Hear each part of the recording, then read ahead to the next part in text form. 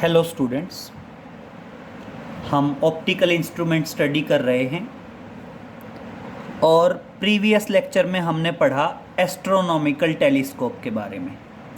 और उस टाइम हमने बताया कि astronomical telescope is a refracting type telescope. Refracting type का मतलब क्या है? उसमें लेंस यूज़ किए थे हमने और दोनों के दोनों कॉन्वेक्स लेंस थे। आज हम बात करेंगे रिफ्लेक्टिंग टाइप टेलीस्कोप की। तो देखिए, टॉपिक है रिफ्लेक्टिंग टाइप टेलीस्कोप। अब बेटा, रिफ्लेक्टिंग टाइप टेलीस्कोप क्या है? रिफ्लेक्टिंग टाइप टेलीस्कोप के अंदर आपके मिरर यूज होते हैं लेंस की बजाय। इनका फायदा क्या है बेटा? इनकी रिजॉल्विंग पावर थोड़ी ज़्यादा होती है और जो इमेज बनती है वो इमेज रिफ्रैक्टिंग टाइप टेलीस्कोप के कंपैरिजन में ज़्यादा ब्राइट बनती है। दोनों ही चीज़ें हैं। रिफ्लेक्टिंग टाइप टेलीस्कोप के अंदर इमेज की ब्राइटनेस भी ज़्यादा होती है और साथ में रिजॉल्विंग पावर भी क्या होती है? ज़्यादा होती है। क्लियर? तो देखिए, अब बात करेंगे रिफ्लेक्टिंग टाइप टेलीस्कोप के अंदर दो टाइप के टेलीस्कोप हैं और सिर्फ हमें दोनों के रे डायग्राम की बात करनी है बेटा। जिसमें एक तो है कैसग्रेनियन टाइप टेलीस्कोप और एक है न्यूटोनियन टाइप टेलीस्कोप। तो एक तो क्या है? Cassegrainian type. तो एक तो क्या है? Cassegrainian type, that is Cassegrainian, that is कैसग्रेनियन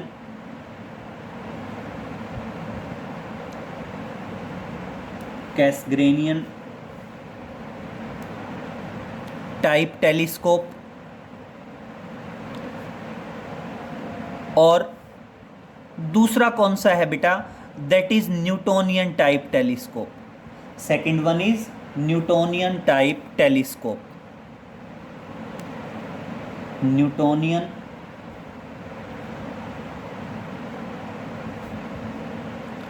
type telescope. और बेटा, ये दोनों के दोनों रिफ्लेक्टिंग टाइप टेलीस्कोप हैं और इनमें लेंस की बजाय क्या यूज होने वाले हैं? मिरर यूज होने वाले हैं। लेंस की बजाय क्या यूज होने वाले हैं? मिरर। तो मैं सबसे पहले डायग्राम की बात करता हूं कैसग्रेनियन टाइप टेलीस्कोप की। इसमें बेटा क्या होगा? सबसे पहले आपका एक कॉनकेव स्फेरिकल मिरर यूज होगा। पहली बात तो इनमें क्या यूज होने वाले हैं? मिरर यूज होने वाले हैं। और क्या बताओगे इसमें क्या यूज होगा? आपका जो पहले होगा उसके अंदर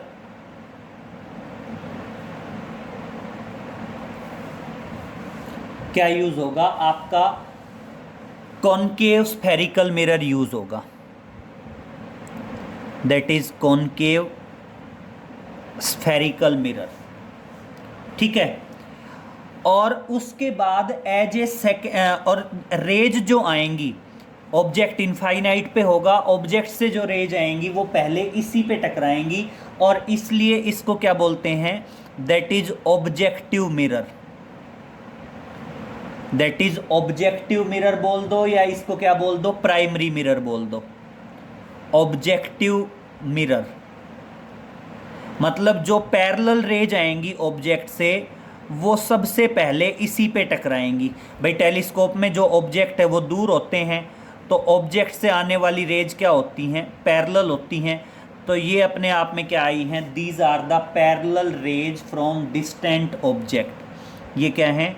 these are the parallel rays from distant object, from distant object. Clear? और ये रेज सबसे पहले आके टकराती हैं कॉनकेव स्फेरिकल मिरर पे। ये कौन सा है? That is concave mirror. और इसलिए कॉनकेव मिरर को क्या बोला गया है? ऑब्जेक्टिव मिरर बोला गया है।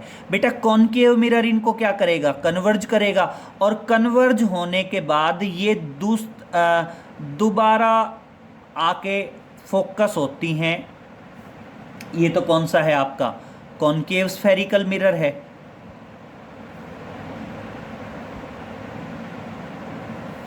और ये कौन सा है? कॉनकेव। ये कौन सा है? कॉनकेव है। रेज यहाँ से फोकस होंगी, और किस पे फोकस होंगी भाई? जो आपका कॉनकेव मिरर होता है वो कन्वर्जेंट होता है। कन्वर्जेंट होता है तो वो रेज को क्या करेगा? कन्वर्ज कर देगा। कहाँ पे कन्वर्ज कर देगा? सेकेंडरी मिरर पे। और सेकेंडरी मिरर क्या है हमारा? कॉन्वेक्स है। और कॉन्वेक्स है तो ये क्या करेगा? फर्दर डाइवर्ज करेगा, और ये रेज कहाँ जाके मिलेंगी? आपके आई पीस पे जाके मिलेंगी। और आई पीस पे जाके मिलेंगी तो इस तरह से फाइनल इमेज कहाँ बनेगी? यहाँ बनेगी। This is the eyepiece. ये क्या है? आपका आई पीस है। तो ये तो क्या था? आपका प्राइमरी मिरर था। और ये जो बीच में कॉनकेव आया है ये आपका क्या है? That is secondary mirror. इसको क्या बोल देंगे? That is secondary mirror. और आपका सेकेंडरी मिरर कौन सा है? सेकेंडरी मिरर है convex. That is convex. Clear? तो ये रे डायग्राम आ गया। ये स्पोर्ट के लिए मान लो लगाई हुई हैं।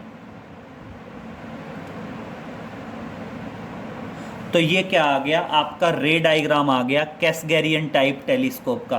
पैरेलल रेज आएंगी डिस्टेंट ऑब्जेक्ट से, पहले प्राइमरी मिरर पे टकराएंगी जिसको ऑब्जेक्टिव मिरर या प्राइमरी मिरर बोल देते हैं। ये कॉनकेव होता है, और बाद में दोबारा उससे कन्वर्ज होने के बाद कॉन्वेक्स पे टकराएंगी जो सेकेंडरी मिरर है, और इसके बाद कहाँ जाके फोकस हो जाएंगी?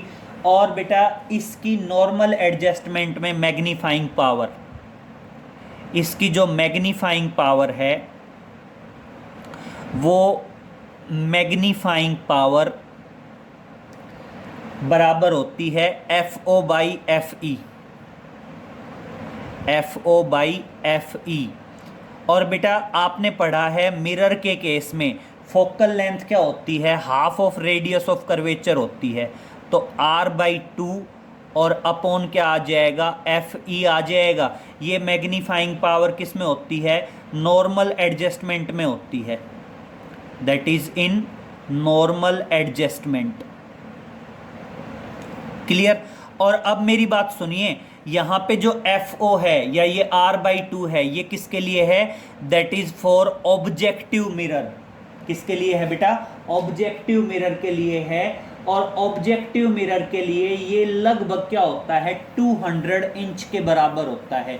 इंच को चाहो तो सेंटीमीटर, मीटर, जिसमें भी रिप्रेजेंट करना चाहो।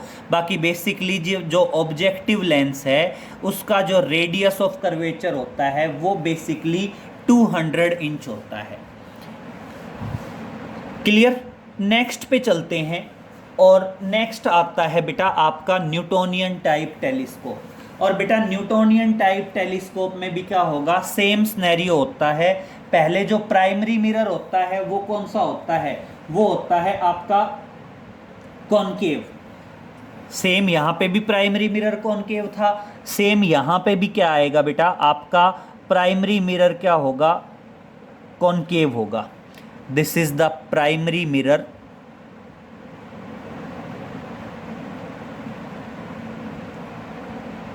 इसको प्राइमरी मिरर बोल दो या ऑब्जेक्टिव मिरर बोल दो, एक ही बात है। दैट इज प्राइमरी मिरर कह सकते हैं इसको। दैट इज प्राइमरी मिरर, या इसको बोल देते हैं that is objective mirror. Clear? और अब इस सुनिए, आपकी रेज सबसे पहले इसी पे आके टकराएंगी। आपकी रेज जो हैं वो सबसे पहले क्या होंगी बेटा? इसी पे आके टकराएंगी। और इसीलिए इसको प्राइमरी मिरर बोल दो या इसको क्या बोल दो? ऑब्जेक्टिव मिरर बोल दो। तो देखिए ये मान लीजिए क्या आई? These are the parallel rays from distant object.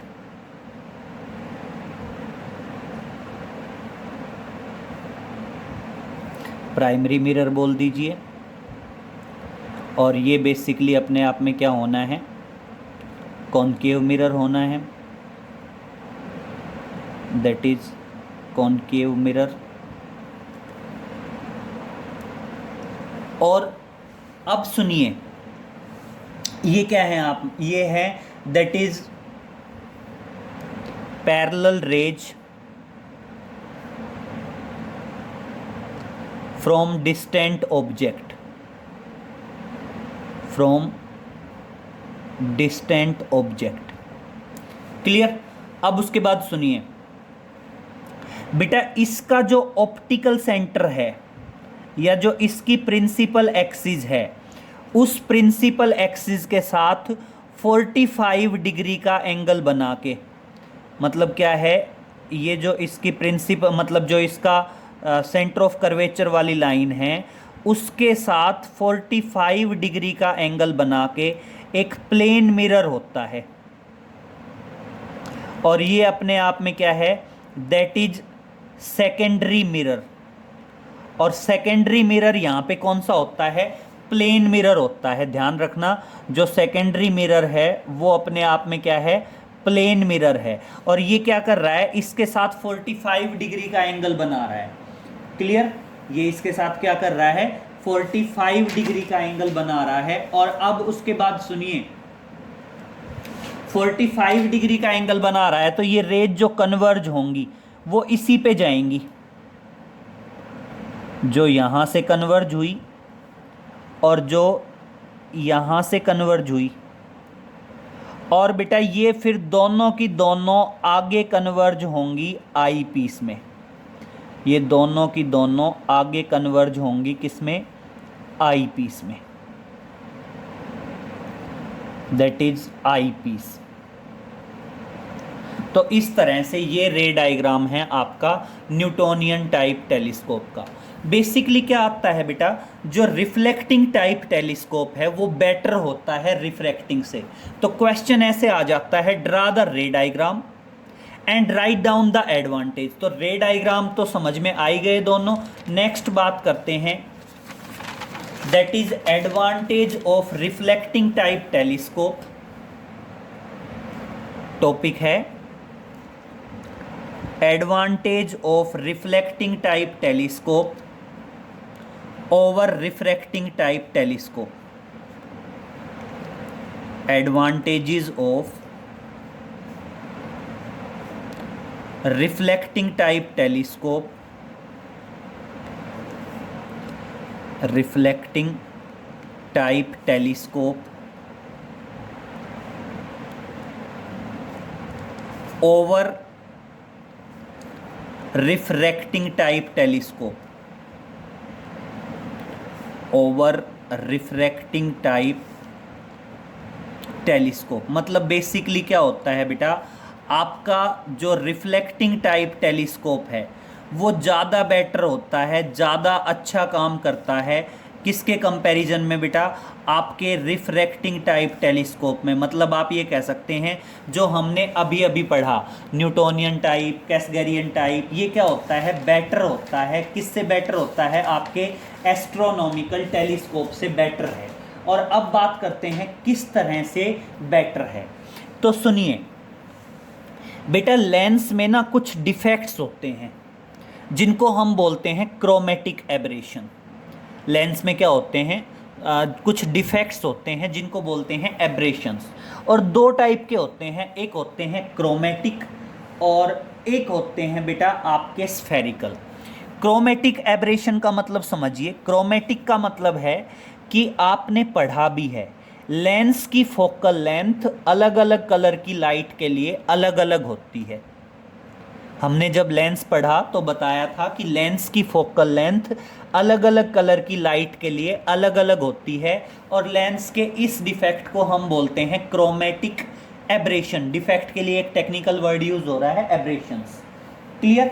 और अब सुनिए, जबकि मिरर के केस में ऐसा नहीं है। मिरर की फोकल लेंथ सभी कलर की लाइट के लिए क्या होती हैं, सेम होती हैं। तो सबसे पहली बात क्या है, रिफ्लेक्टिंग टाइप टेलीस्कोप में कोई क्रोमेटिक एब्रेशन नहीं होता। तो देखिए सबसे पहला क्या आएगा, there is no chromatic aberration, there is no chromatic no chromatic aberration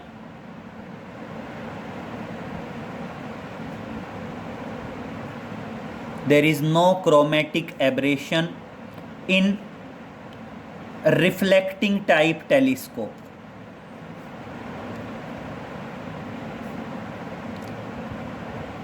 मतलब हम कह सकते हैं रिफ्लेक्टिंग टाइप टेलीस्कोप यूज करने से क्रोमेटिक एब्रेशन क्या हो जाता है, रिमूव हो जाता है, बिल्कुल रिमूव हो जाता है।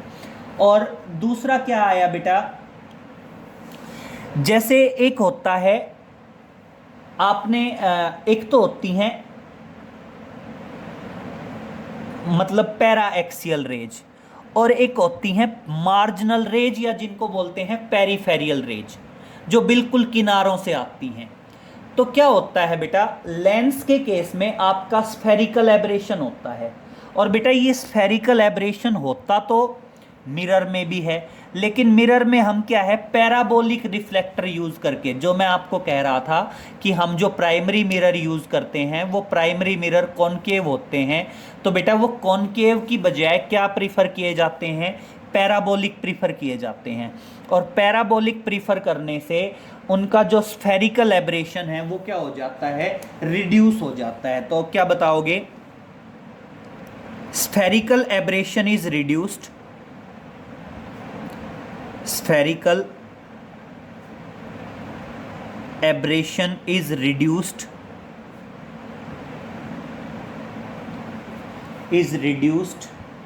in reflecting type telescope, in reflecting type telescope by using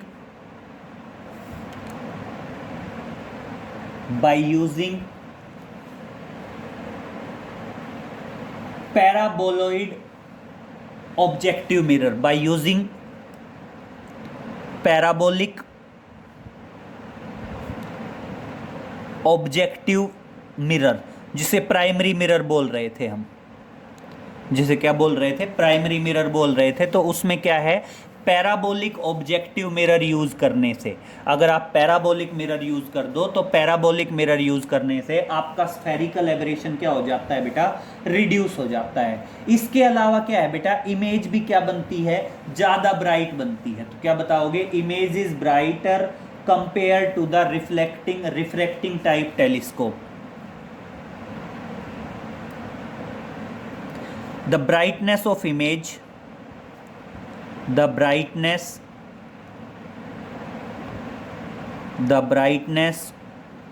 of the image is more, image is more in reflecting type telescope, in reflecting type telescope। आप ध्यान रखना, जो इमेज की ब्राइटनेस होगी वो इमेज की ब्राइटनेस भी ज़्यादा होती है किसमें, आपके रिफ्लेक्टिंग टाइप टेलीस्कोप में। फिर इसके अलावा क्या है, ये तो सभी को पता ही है कि रिफ्लेक्टिंग टाइप टेलीस्कोप में मिरर होते हैं, और मिरर को एक ही तरफ से पॉलिशिंग और ग्राइंडिंग की ज़रूरत पड़ती है। Mirror required grinding and polishing only one side in reflecting type telescope. क्या है, mirror requires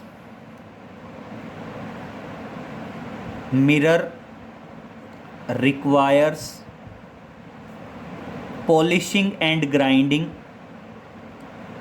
polishing,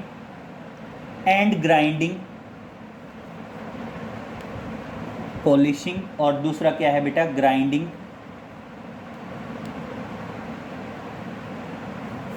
only one side in reflecting type telescope, in reflecting type telescope। Clear. Next बात करेंगे बेटा, नेक्स्ट है आपकी रिजॉल्विंग पावर की। तो क्या है, high resolving power is achieved. तो क्या है, high resolving power is achieved. क्या बताओगे, आपका हाई रिजोल्यूशन हो सकता है, high resolution is achieved, high resolution is achieved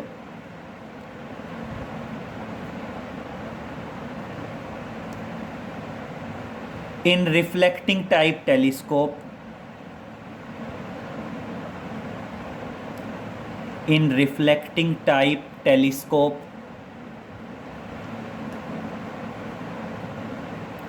by using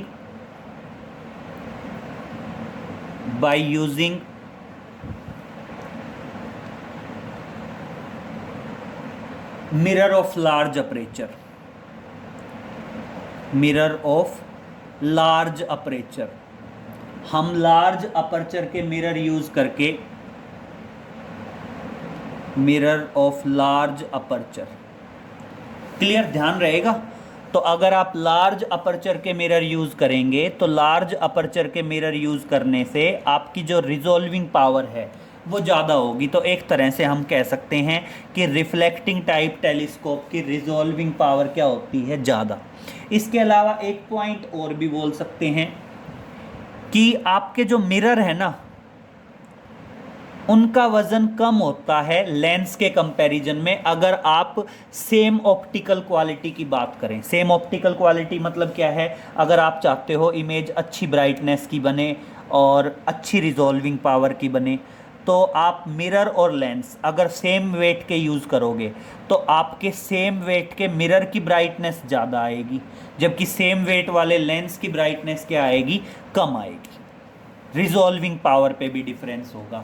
तो एक तरह से हम ये कह सकते हैं कि ऐसे कुछ 5-6 पॉइंट्स हैं जिनकी वजह से रिफ्लेक्टिंग टाइप टेलीस्कोप बेटर माने जाते हैं रिफ्रैक्टिंग टाइप टेलीस्कोप से। रिफ्लेक्टिंग टाइप मतलब जैसे हमने अभी अभी जो न्यूटोनियन टाइप पढ़े हैं, कैसगेरियन टाइप पढ़े हैं, और रिफ्रैक्टिंग टाइप कौन से हैं, जो हमने प्रीवियस लेक्चर में एस्ट्रोनॉमिकल टेलीस्कोप को पढ़ा था। तो जो आपका एस्ट्रोनॉमिकल टेलीस्कोप है वो एस्ट्रोनॉमिकल टेलीस्कोप क्या है, आपका रिफ्रैक्टिंग टाइप टेलीस्कोप है। क्लियर। तो देखिए, एक तो रे डायग्राम आप अच्छे से बना के देखेंगे, और दूसरी बात है आपकी एडवांटेजेस की। ये दो आप समझ लीजिए, यहाँ पे एक वर्ड यूज़ हो रहा है एब्रेशन। एब्रेशन वर्ड का मतलब है डिफेक्ट, मतलब लेंस के जो डिफेक्ट होते हैं उन डिफेक्ट्स के लिए वर्ड यूज़ किया गया है एब्रेशन। बेटा क्रोमेटिक एब्रेशन, क्रोमेटिक एब्रेशन का मतलब है लेंस के लिए अलग अलग कलर के लिए अलग अलग फोकल लेंथ होती है। मतलब लेंस की जो फोकल लेंथ है वो अलग अलग कलर की लाइट के लिए अलग अलग होती है। इस डिफेक्ट को क्रोमेटिक एब्रेशन कहा जाता है टेक्निकल लैंग्वेज में। जबकि अगर हम मिरर यूज़ करते हैं तो मिरर में ऐसा कुछ नहीं है, और इसीलिए कहा गया है कि आपका रिफ्लेक्टिंग टाइप टेलीस्कोप के अंदर मिरर होंगे, और मिरर होंगे तो मतलब कोई क्रोमेटिक एब्रेशन नहीं होगा। बेटा रही बात स्फेरिकल एब्रेशन, स्फेरिकल एब्रेशन क्या है, जो रेज प्रिंसिपल एक्सिस के पैरेलल, देखो वैसे तो रेज मान लीजिए रेज आ रही हैं प्रिंसिपल एक्सिस के पैरेलल, लेकिन जो रेज पोल या ऑप्टिकल सेंटर, जैसे मिरर है तो पोल और लेंस है तो ऑप्टिकल सेंटर, उनके जो क्लोज आती हैं उन रेज के लिए फोकल लेंथ ज़्यादा होती है मिरर की या लेंस की। और जो रेज बिल्कुल किनारों के नज़दीक आती हैं, जो रेज ऑप्टिकल सेंटर या पोल से दूर इंसिडेंट होती हैं, उनके लिए फोकल लेंथ क्या होती है, कम होती है, चाहे लेंस हो या मिरर हो। इस तरह से जो नज़दीक आई उनको बोलते हैं पैरा एक्सियल रेज, जो बिल्कुल किनारों के पास आई उनको बोलते हैं मार्जिनल रेज। तो पैरा एक्सियल रेज और मार्जिनल रेज दोनों के लिए फोकल लेंथ अलग अलग होती है, और इस डिफेक्ट को बोलते हैं स्फेरिकल एब्रेशन। और ये स्फेरिकल एब्रेशन लेंस में भी होता है, मिरर में भी होता है। और बेटा इसको कम किया जा सकता है, आप नॉर्मल जो आपका ऑब्जेक्टिव मिरर है वो कॉनकेव ले रहे थे हम, अगर उसको नॉर्मल कॉनकेव मिरर की बजाय पैराबोलिक मिरर ले लें तो आपका स्फेरिकल एब्रेशन क्या हो सकता है, रिड्यूस हो सकता है। तो ध्यान रखना, क्रोमेटिक एब्रेशन तो रिमूव हो जाता है, जबकि स्फेरिकल एब्रेशन क्या हो जाता है, रिड्यूस। बाकी सिंपल है कि भाई इमेज की ब्राइटनेस ज़्यादा बनती है, लेंस को दोनों तरफ से पॉलिशिंग और ग्राइंडिंग की ज़रूरत होती है, जबकि जो मिरर है, मिरर को एक ही तरफ से पॉलिशिंग और ग्राइंडिंग की ज़रूरत है। क्लियर। इसके अलावा जो रिजॉल्विंग पावर है, रिजॉल्विंग पावर क्या होती है बेटा, दो क्लोज ऑब्जेक्ट्स को सेपरेट ऑब्जर्व करने की जो एबिलिटी है उसे रिजॉल्विंग पावर कहते हैं। तो बेसिकली जो रिफ्लेक्टिंग टाइप टेलीस्कोप हैं उनकी रिजॉल्विंग पावर भी क्या होती है बेटा, ज़्यादा होती है in comparison to refracting type telescope के। तो इस तरह से ये 5 एडवांटेज हैं, इम्पोर्टेंट है, और इसीलिए रिफ्लेक्टिंग टाइप टेलीस्कोप बेटर माने जाते हैं रिफ्रैक्टिंग टाइप टेलीस्कोप से। क्लियर।